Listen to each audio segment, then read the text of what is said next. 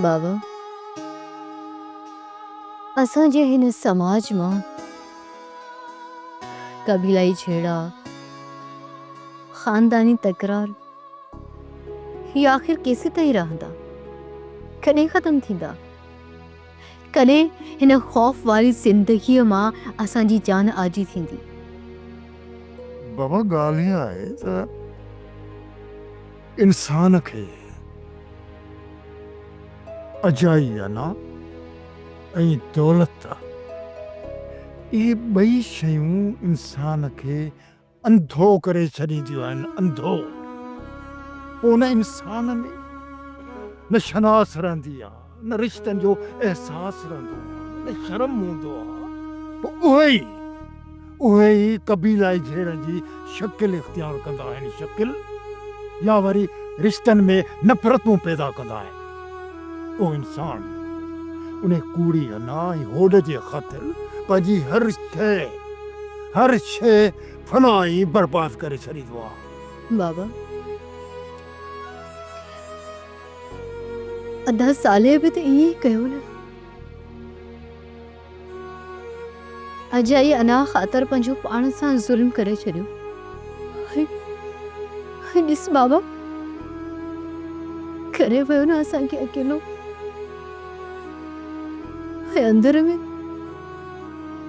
अंदर में अहिड़ा सूर ॾेई वियो आहे जेकी कॾहिं बि न भरबा। बाबा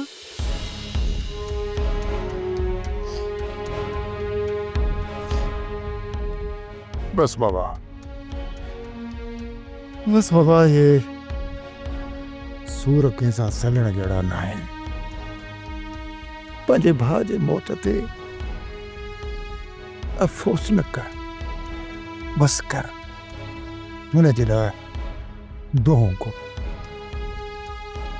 वो दिलेर हो, वो कंधार हो, वो मरदो मरी वियो पर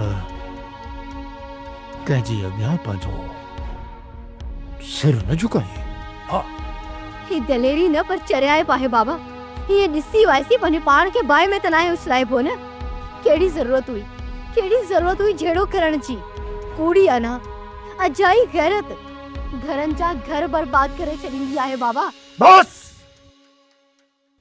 हिनखे अजाई गैरत न चइबो, हिनखे बलाम चइबो।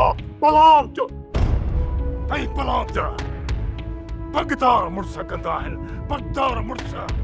पोइ चाहे उहे खूनी तकरार छो न हुजनि या कबीलाई छेड़ा छो न हुजनि, इंसान मुड़ंदो ई न आहे। ऐं हो साॻियो कमु मुंहिंजे पुट सालिह कयो, पंहिंजो सिर त कपराए छॾी पर पंहिंजी पग जे वर में कंहिंखे हथ विझण न ॾिनई।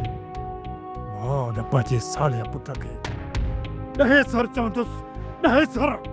बाबा हे ॾिस बाबा, मुंहिंजे हथनि खे ॾिस बाबा, छॾे ॾे झेड़े जूं ॻाल्हियूं। बाबा असां सॼी ज़िंदगी सूरनि में गुज़ारी आहे बाबा। मां हाणे अव्हां खे अहिड़ो को बि क़दम खणण न ॾींदसि बाबा। रख मुंहिंजे मथे ते हथ, खण मुंहिंजो कसम बाबा, त हाणे कॾहिं बि तूं अहिड़ो को बि क़दम न खणंदे बाबा। खण मुंहिंजो कसम।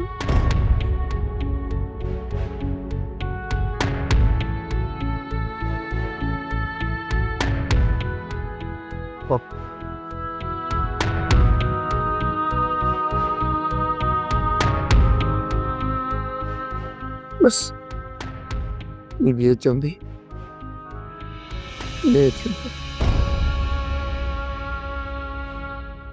सब्सक्राइब कयो असांजो ऑफिशियल यूट्यूब चैनल सिन टीवी HD ड्रामा ऐं वधीक अपडेट लाइ बेल आइकन खे क्लिक करियो।